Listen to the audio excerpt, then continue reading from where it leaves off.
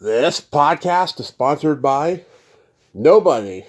Hey dudes, welcome to Splat from the Past, the only 80s themed horror sci-fi show where things can get totally radical. Now today I will be welcoming back the awesome Tami Deaver, 80s nerd extraordinaire, and she's a book author and publisher, and we are going to talk about her new book she has written, The Day We Found Yesterday. I have read it. It's such an adorable children's book, and it's full of 80s references, which is so awesome. A very interesting take on a children's book. And we're going to talk about that, maybe talk a little 80s minutia and just children's books in general. I want to bring up some kids' books that I grew up reading. And it's going to be great to have her on. She is a very sweet, awesome person, a woman of faith, and it's going to be great to have her back on. It's been 3 years since we last talked, but we follow each other on social media. Also, I can't believe I'm saying this. Rest in peace, Corey Parker. I love that guy. Everything he was in, he was great. Biloxi Blues, How I Got Into College, Friday the 13th, Part 5, the list goes on and on. He was a real mensch and a sweetheart of a guy. I feel bad for his sister, past guest Noelle Parker, and his ex-wife, Linda Carriage, who's also a past guest. I hope they get some peace of mind through this pain because it is just awful, and I feel so bad that they are going through this horrible ordeal, and we're just losing people left and right. We lost him, we lost Steve Hibbert yesterday. It's just a bad time. These guys had way more years in them, but God decided that it was time for them, and that's all we can do is just hope that the families get a peace of mind over this. And it's a really horrible ordeal. So, yeah, here is my new interview with Tami Deaver.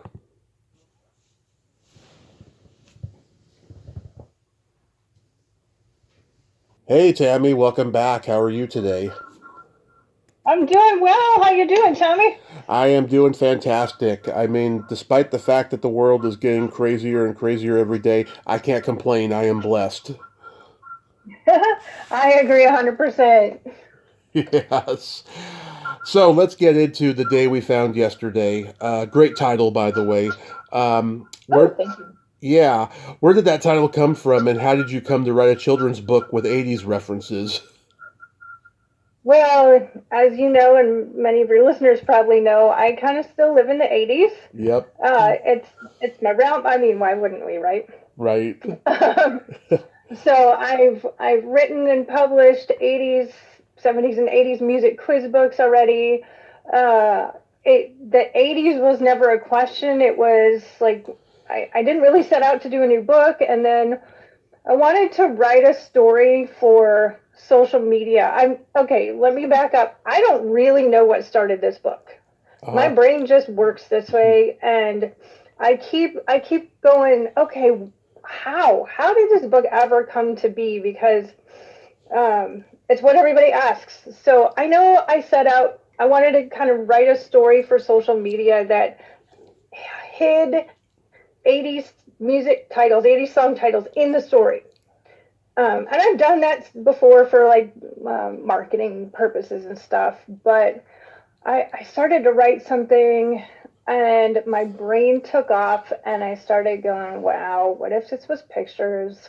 yeah. What if the songs were actually hiding in the pictures? And it snowballed. It really, like in my brain, it snowballed. And then I have pages and pages and pages of potential song titles and artist names as references to use in the book. And they all lived in my Trapper Keeper for a long time. Wow. And how on earth did you get Martha Quinn to write a blurb for it? So Martha's amazing. I love her so much. Yeah. She actually endorsed my book Ultimate Mixtape. Actually, she didn't. She endorsed my book I Like Big Books and I Cannot Lie. And I've gotten to know her since that. That's a whole story in and of itself. It was super cool. But we've gotten to know each other, so getting the endorsement was very easy for this. She's just very giving and cool, and she actually appears in the illustrations twice. Wow. Yeah. I was just like, God, that is so amazing. Yeah, I remember when I was a kid watching her on MTV and watching her on Full House. She was in a couple episodes where she was like the radio station manager of Uncle Jesse. And I remember her from that. Yeah, that is so awesome. And the graphics are beautiful. Like, did you draw those or did somebody else draw them? No, so my illustrator is Missy J, and her company is Gigglebox. You can find her on gigglebox.net. She is a fabulous illustrator, just so good. Long story behind how we met. I actually met her neighbor at Kohl's while I was shopping, and a couple years before I ever knew I was going to need her. It was really cool. So we found out that we both graduated the same year in high school. We both love 80s music. And when I finally decided to publish my book, I knew she was the right person to illustrate it. And man, I was not wrong. She is fabulous. Yeah, they look really, really good. There's yeah, lots of not too subtle 80s references in there. I saw Jack and Diane and Miss Eileen, which has come on Eileen, and I Melt with You, modern English. But yeah, I thought that was really, really clever. Um, Yeah. how And so I lo- guess our listeners don't really know what the book's about. yeah. We're jumping the gun talking about all these hidden things in the book, and we haven't even really talked to them about. Let's introduce the book. Yes. So tell me the origins of the story. Yeah. So yes, it's a children's book. It's a children's book that Gen X and 80s music lovers will absolutely love. And my purpose is to help us share the 80s with the younger with kids, with younger generation. So this is a vehicle for that. The gist of the story itself is that three grandkids overhear their Papa Jack and Nana Diane Hmm. talking about having lost or missing something from a long time ago. And the kids don't know what it is, but they decide they're going to find it. So they go on a secret mission into town. They live in a small town. And Hmm. they start asking all the shop owners, hey, Nana and Papa lost something a long time ago. Do you know what it is? And of course, the shop owners have no idea what it is, but they all have stories to tell about their Nana and Papa from the 80s, from a long time ago. Yeah. Uh, so that is the treasure hunt. Whether or not they find the missing item, I think I'll let you find out by reading the book. But they find something that was unexpected, and so throughout the story, in some of the words and in all of the illustrations, there are over 500 Easter eggs to 80s song titles and bands and artists. So Wow. that's what we're talking about when we're like, oh, this is in here and that's in there. And then 9 celebrities actually signed on to have cameos in those illustrations. Hmm. A lot of people don't know, like you can't just put somebody in your book. They have to sign on. They have to sign up for this. So I couldn't just do it. They'd be all over the place if I could just put anybody in there. But the fact that these people said, yes, I want to be in your book was pretty mind blowing for me. You mean, of course, the likeness aspect of it, right? Yes. Hmm. So Debbie Gibson is running one of the shops, and she and her publicist said, "Yes, we'd love for Debbie to be in your book." And I said, "Oh my gosh, are you kidding me?" Oh, that's so cool. Yeah, I mean, the whole plot is very 80s in and of itself, with kids in a small town banding together. I was thinking of the Goonies and the Monster Squad and Rooskies and movies like that that have the kids banding together to do something that they're not supposed to be doing. Um, I like that aspect to it. Yeah, I appreciate that. And I didn't really even think about that when I started writing the story, but you're absolutely right. Yeah. How long did it take to write? 5 years. So it started during the pandemic. Yeah, it really did. Probably, I suppose maybe 4 years because it started towards the end of that. And I had a really hard time writing it because I think I didn't have a full focus at first, and it's very hard to write a good story with a few words. It Hmm. has to be less than 1,000 words. Mine might be a few more, but I mean, I probably wrote 5,000 words when I first started it, and it was such a daunting task to bring it to a level where I could actually use it as a children's book that I would start it and stop, and then I'd have imposter syndrome going, who am I to write a children's book? And I'd put it away for a long time and I'd get it back out. And so it was a long process for the writing. The actual the actual editing and illustration work was a solid 9 to 12 months. Wow, we all have imposter syndrome. I mean, every day I'm like, who am I to interview this person or that person? I totally get it. Right. I mean, and it's yeah, it's real. Like I work in publishing. My real job is coaching authors and designing books. So that doesn't make me an author by any means, but I'm in the industry and I still sat there and went, "Wow, I don't think I'm good enough." And the funny thing is I finally had my my manuscript done and I liked it. I didn't love it, but I liked it. And I loved the concept. The whole concept I'd just been in love with from the start. But as soon as I got the first few sketches from my illustrator, I pulled a whole Wayne and Garth, I'm not worthy. Like my story I knew was not worthy of the illustrations. And the great part about it that is it sparked me to upgrade the story one more time, and that's what it took for me to go, okay, now I think this is going to be a great book. Yeah, I mean, you have a lot more self control than I do. I could never, I've been writing my whole life. I could never write anything that's family friendly. I gotta pull from my own life that's not, family friendly and all of that stuff.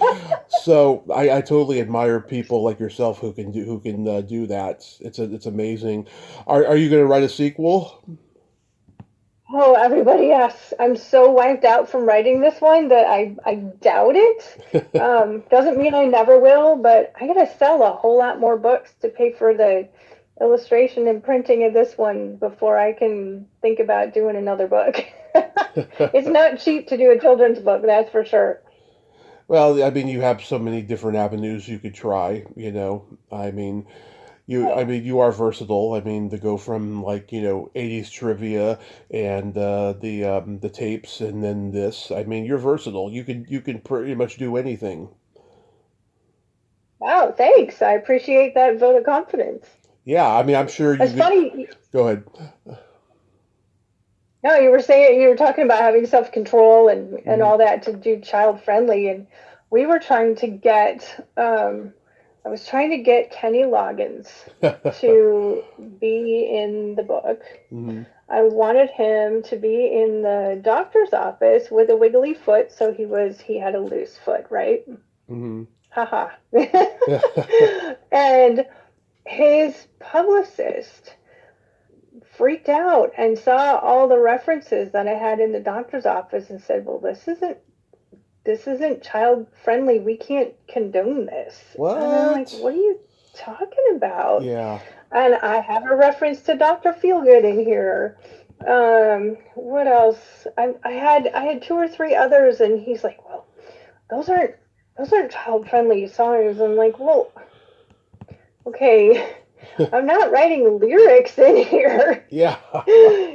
It's just the words Dr. Feel Good. I'm not doing those things. There's a reference to oh I'm sorry, I can't remember it. I had getting a shot in the dark. Oh yeah. And Ozzy Osbourne. at first yes. So Yeah. we had that in here. And he's like, "Well, you can't do that." And we did have a needle on there at the time because kids are afraid of shots. And I Hmm. had told him, I'm like, "We're taking the needle out," but and he's like, "Yeah, I can't. We just can't do that." I'm like, "Really? Like that's stopping you from having Kenny Loggins in here? That's crazy." Yeah. So that was a little made me sad, and it also made me panic. And I actually took the whole book to a friend of ours who was an ex police officer, and like, is there anything in here that? And he's like totally into 80s music, and I had him vet out the whole book in case there was something I just wasn't aware of, and he's like, no, no, you're good. Oh, wow. Yeah, well, I tell people, if you're starting a podcast or writing a book or whatever, start with people who are names, that maybe people in whatever your subject or your demographic you're aiming for know, right? But if you start right away with the big ones, you're going to be disappointed because so many of their publicists are going to say no. But I mean, it's good to try because if you don't know unless you try. But Oh, as far as like for self-esteem purposes and self-confidence, start with the names and then go for the big names later. You know what I mean? well, yeah, except that the very first rock star who said yes to be in my book is Robert Plant. I know. I mean, the Like, holy trinity of rock holy right there. moly. Yeah. I was screaming like you've got to be kidding. So we have Robert Plant, Corey Hart's been one of my favorites since I was in high school. Debbie Gibson. We have Ivan Doroshuk, the lead singer of Men Without Hats. We have Mike Score, the lead singer of Flock of Flock seagulls. of Seagulls. Yep. And then the four original MTV VJs all said yes. Oh, that is so Like, cool. how cool is that?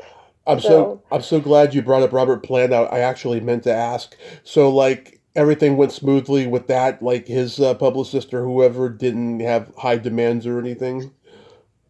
his publicist is in love with this book. She absolutely loves it. It was a no-brainer for them. And again, the first rock star, like Martha Quinn's the first celebrity to say yes. Hmm. And then it was Robert Plant and just blew my mind. So that was pretty stinking cool. Yeah, that is so cool. You know what I miss though? I miss pop-up books. Not many people make those anymore. And last year, I interviewed Hillary Carlip. She was Angel in Angel in the Reruns, that female punk band that was in Bachelor Party, the Tom Hanks movie. Um, Yeah. she wrote a pop-up book last year that she was coming on to promote, and I thought that was so cool because no one makes them anymore. I mean, I'm sure if you were going to go in that direction, it would take probably even longer. you know Oh, yeah. And it costs so much to produce. yeah, yeah.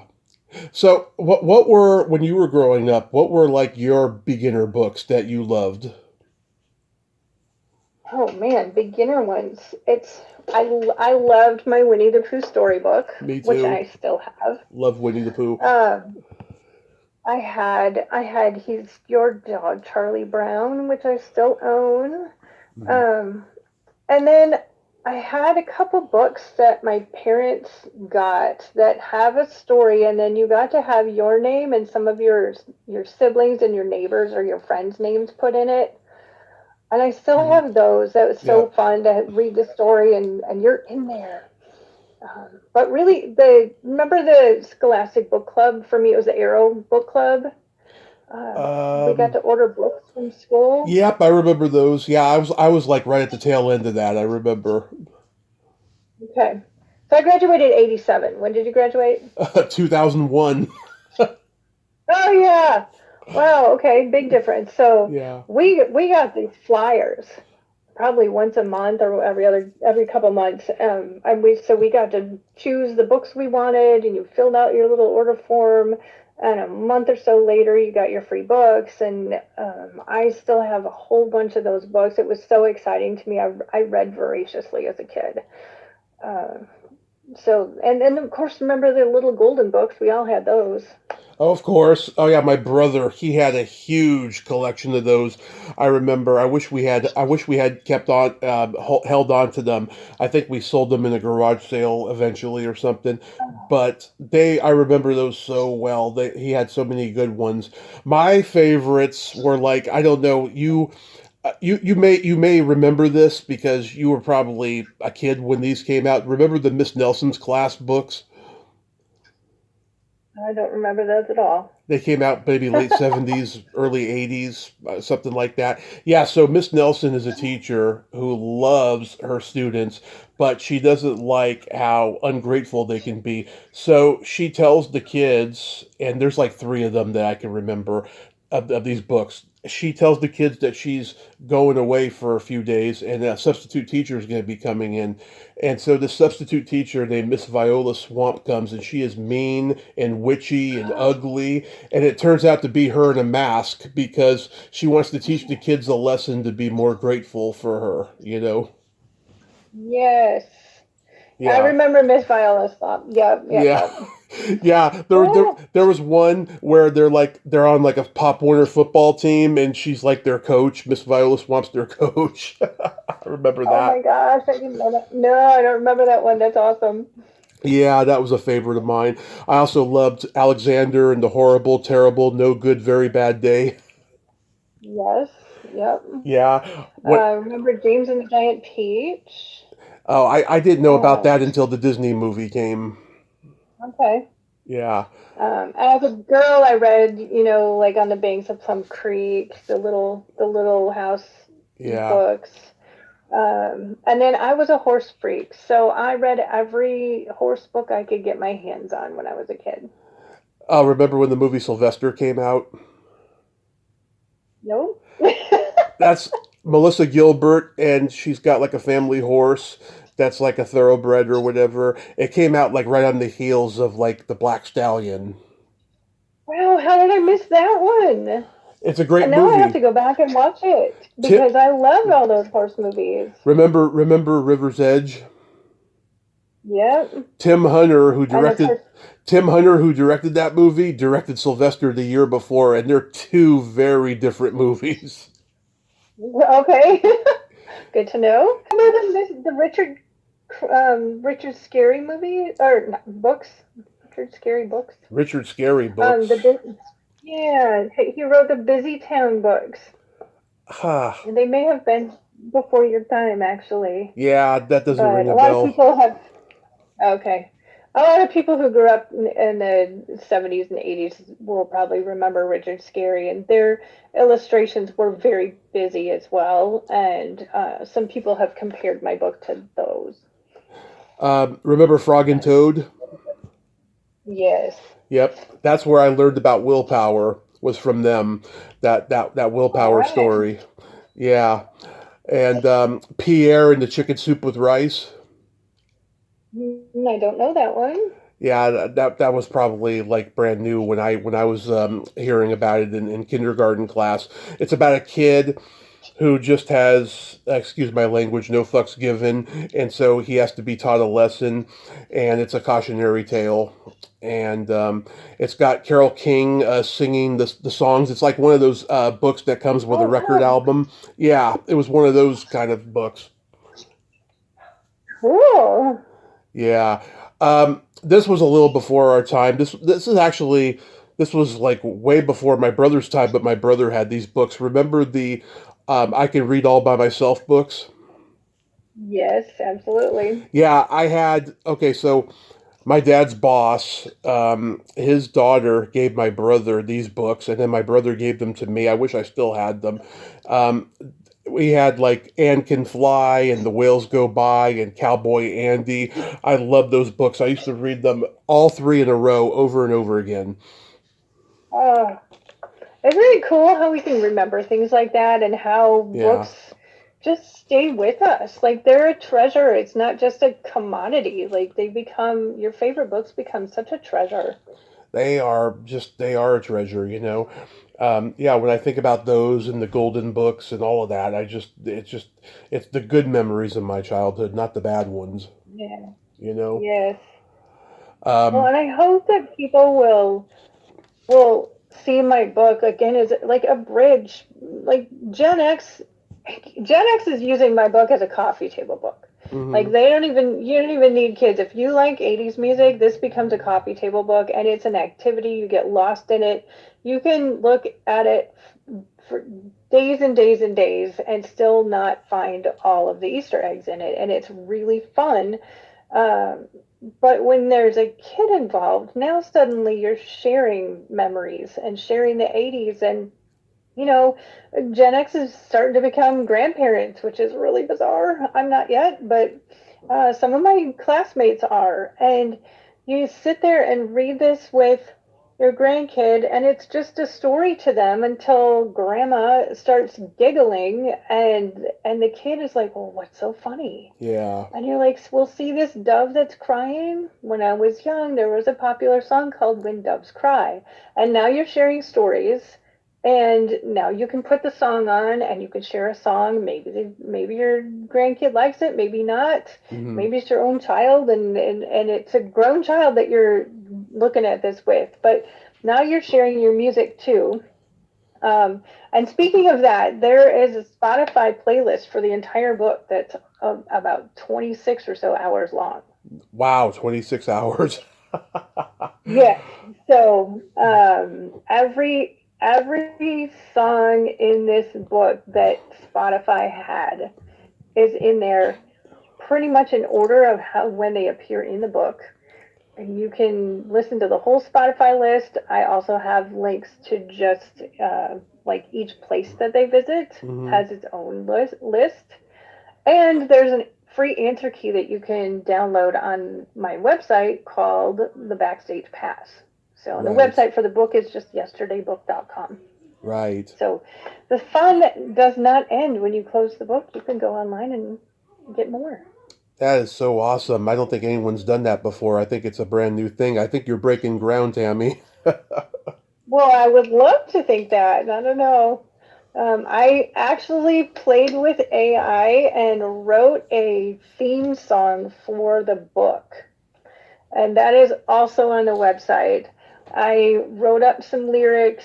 I had ChatGPT tweak them a little bit, and then I went to a special, I don't remember which AI platform I used, but I did one that actually wrote music and asked it very specifically to write me a kind of a rock anthem, and it's Nice. it's pretty awesome. I was blown away. I had never really played with that before, so there's a link to that on the homepage as well, and uh, like to hear what people think about it.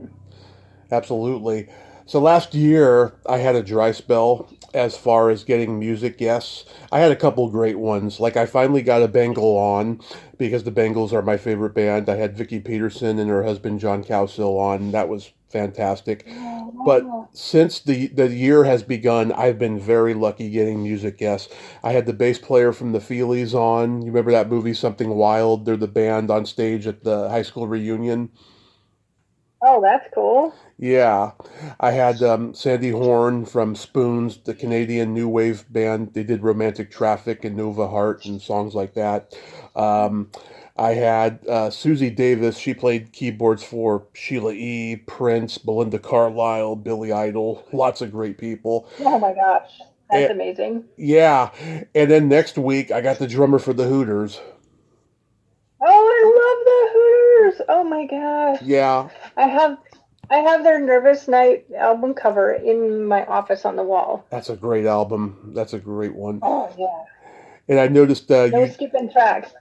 Yeah, and I noticed you just talked to Steve Lynch from Autograph. Did that was so fun. What a great guy. Yeah, I'm working on getting him to and stuff. He's very hit and miss on social media, but hopefully it'll happen. I just had Brian Vollmer from Helix on last week, my first ever lead singer. I've Wow. always had the guitarist, bass player, keyboardist, drummist. I've never had a lead singer on until him. Yeah, they're more elusive, aren't they? Yeah, more elusive. It's like, they're just like actors, off screen, they're very shy and aloof, right? But then when they're on screen or on stage, they just completely blow up and become a different person. Yeah, some of them do. It's pretty wild. I know. So Ivan Dorshik from Men Without Hats. Yeah. You guys probably remember the Safety Dance, and my favorite, Pop Goes the World, Yeah. which is what that's the song he's referencing in my book. Oh He's yeah. actually holding a globe with a pin that he's going to pop it. Um, so he is just the same guy on stage and off stage, just a really great, cool guy who loves music and loves people and loves to entertain. 10 years ago, I went to go see the Tubes, and they had a little meet and greet. And Fee Waybill, I could not believe how reserved and quiet he was off stage compared to on stage, because he really just becomes, this wild man when he's on stage, and you just look at the two and go, wow, I can't believe it's the same guy. Sure. Yeah, well, you got to turn it on when you're up on stage and entertained. And it's interesting to get to know some of the people that you're used to just seeing as on the job. I mean, that's their job. Hmm. What are your top three, like, 80s concerts you've gone to? Oh man. Oh, I would have to say Queen, and I did not get to see them with Freddie, but Hmm. Adam Lambert does a fabulous job of leading the band. Queen was mind blowing. I did not expect how I didn't expect it to be that ex- much of an experience. It was so good. I might have to do four here, Tommy, Uh-huh. because you two at the Sphere was pretty dang awesome. And that venue, like if you can see anybody at that Sphere, just go because the venue is mind blowing in and of itself. And then we got to see Toto at a small outdoor venue here in Austin, and they were amazing. I mean, they're the best musicians. They're so good. And the small venue made it even better. And then we've been seeing Styx quite a bit the last few years. They still have it, and if you like Styx and can go see them, I highly recommend it. They put on a fabulous show.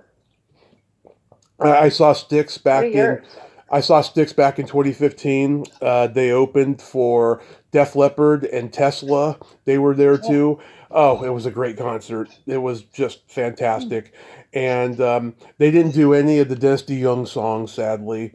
But they did do Lady. oh, Lady was the only one, but they didn't do the Best of okay. Times or any of that.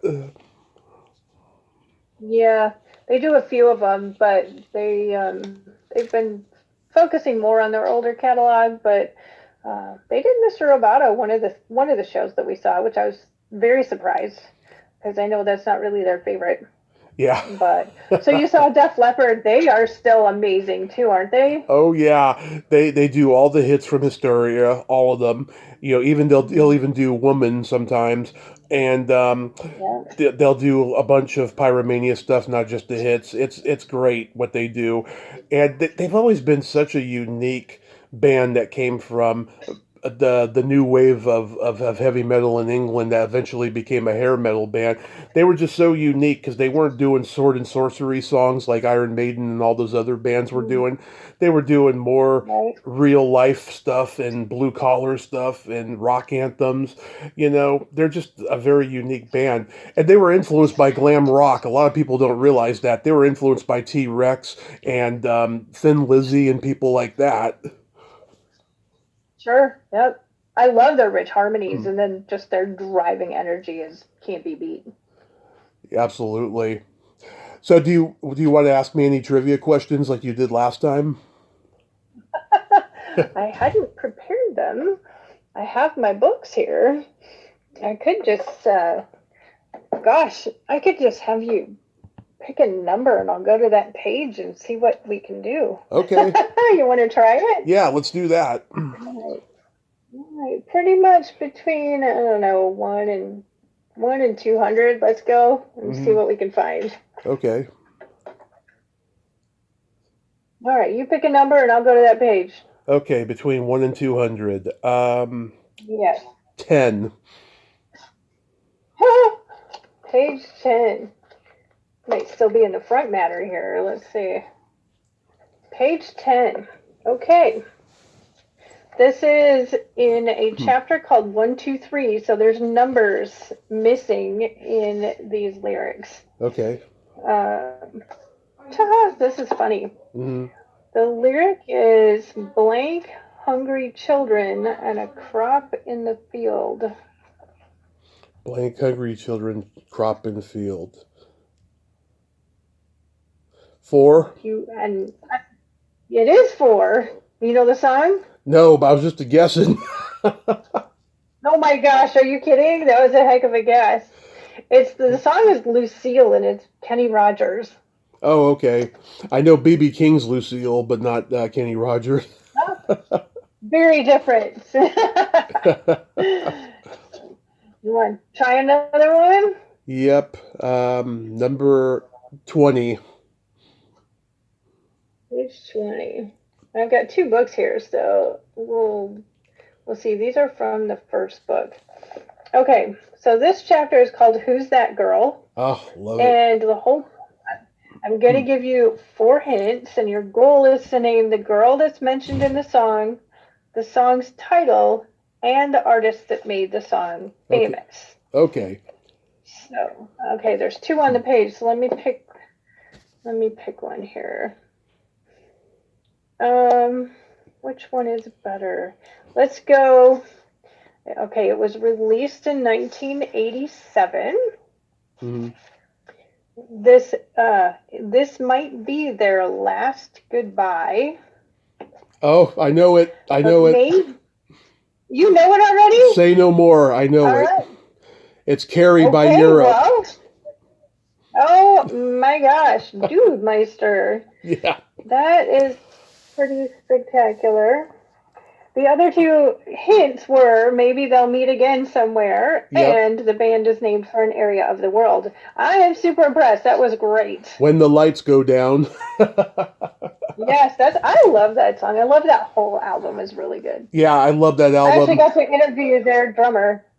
Yeah, I get so mad when people put Europe down, and I'm like, Final Countdown is not the only hit that they had. Go listen to Prisoners in Paradise. I love that song. Ooh, yeah, I know. People are like, "Oh, Final Countdown," which in and of itself is really a good song. It just got so overplayed that it almost has become a parody of itself. Yeah.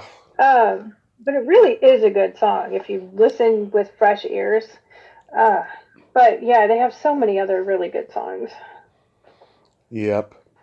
All Um, right, want to do another?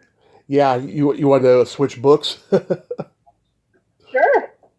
That was from my first of the 2 Ultimate Mixtape books. So side B actually has 70s, 80s, and early 90s. The first one has just 70s and 80s. Okay. All right, we're going to switch to the side B. All right, what page do you want to go with in here? Quiz will start on page 9. Okay, let's do page 9. Okay, this is from a chapter called Animal. Okay. It asks you to name either the artist or the song title that contains an animal reference. And the first page is artists.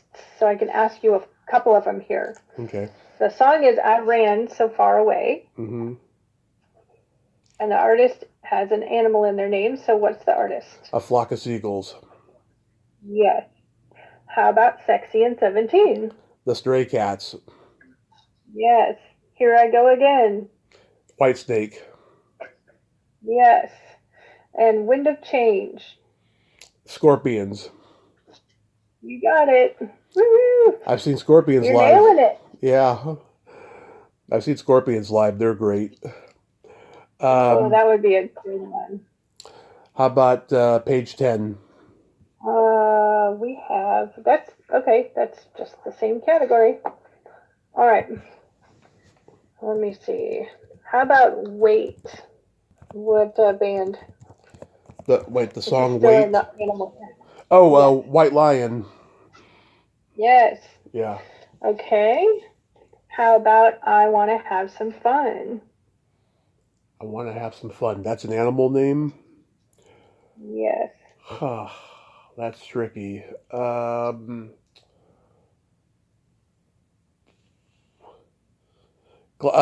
Glass Tiger.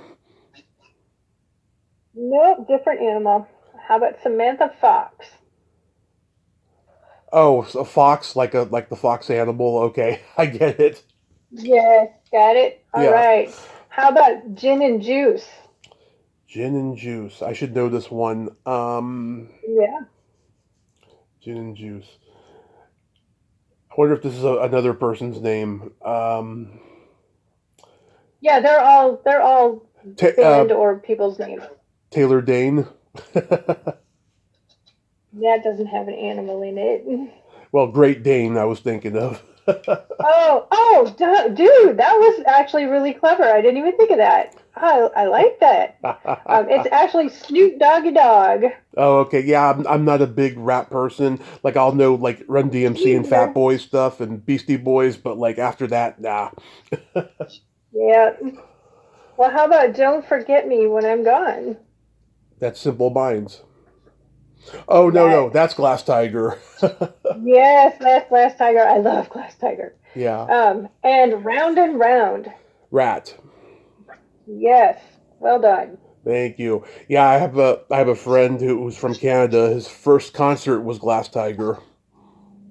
Oh, I'm jealous. Yeah. So you got anything else? That is, You got anything else you want to mention?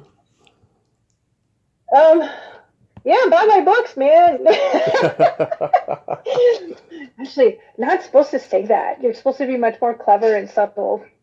But yeah, I mean, if you like 80s music, if you know somebody who likes 80s music, I think these quiz books and then The Day We Found Yesterday are so much fun. And really, my goal with these is not only to keep the 80s music alive, but to bring people some entertainment, some joy. Like, the world is stressful and life can be stressful. And what better way to just escape than to escape through the music of our youth?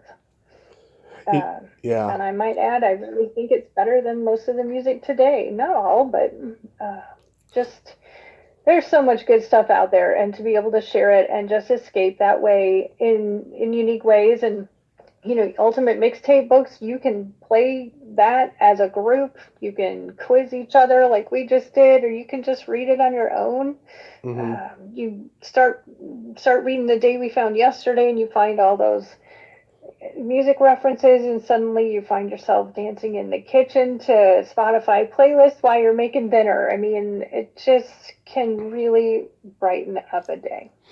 Oh, here's a very clever thought. There's a lot more kids' books these days that teach kids about belly buttons, right? And when I was a kid, we didn't have that, and I kind of wish we did because that's my favorite part of the body. And I thought of a great idea. It would be a children's book about belly buttons, and all the 80s references would be like movies in which belly buttons are shown. Oh my gosh. Yeah. That is super clever. I've never seen a book like that. So that is all yours, dude. I think you should totally do it. Yeah, well, it's funny. People have told me in general I should write a book about the history of belly buttons and entertainment, because I tell the story about I Dream of Jeannie and what happened on that set and everything, and they had to reshoot it and everything because her belly button showed. Yeah, I mean, Yeah. that would be a clever idea. Absolutely. Yeah, you should actually do that book, The History of the Belly Button in Hollywood. Yeah. Yeah, Yep. and everybody that knows me would be like, "Only you, Tommy, only you." Yeah, but I bet people read it just because it's so off the wall and something you've never thought of. They'd be like, this is so weird. I have to read it. Yes. Well, Tammy, Okay, I so hope. you have homework now, Tommy. Yes, I do. I do. Well, I hope this book, keeps doing very well for you, and I hope you have future books in you. When you get the rush of creativity happening, and I thank you so much for coming back on, and see you on social media. And I appreciate your support so much. I really mean that. Oh, Tommy, I appreciate you having me. And speaking of social media, so people, if you want to find me on there, I'm at Totally Cool 80s. And that is also my website. And then there's a special website for my new book, yesterdaybook.com. You can find that at that site as well as on totallycool80s.com. So I love that we found each other on social and we've gotten to hang out like this a few times, and we'll have to do it again. Thank you so much for having me. Oh, always, Tammy, you are a gem, and you have a great day. Thanks, you as well. Okay, bye bye. Mwah. Well, there you have it. Tammy Deaver, ain't she a sweetheart? Oh my God, I just love her. She is so awesome and so fun. I had so much fun with those trivia questions. Go check out that book, The Day We Found Yesterday, and if you got kids, read it. Even if you don't have kids, if you just happen to be an 80s nerd in general, just read it because it's a really funny, clever, and entertaining book, and she is a gem. Well, until next time, this is Tommy Throwback Kovac saying there's no shame in living in the past because the present sucks. Later, dudes.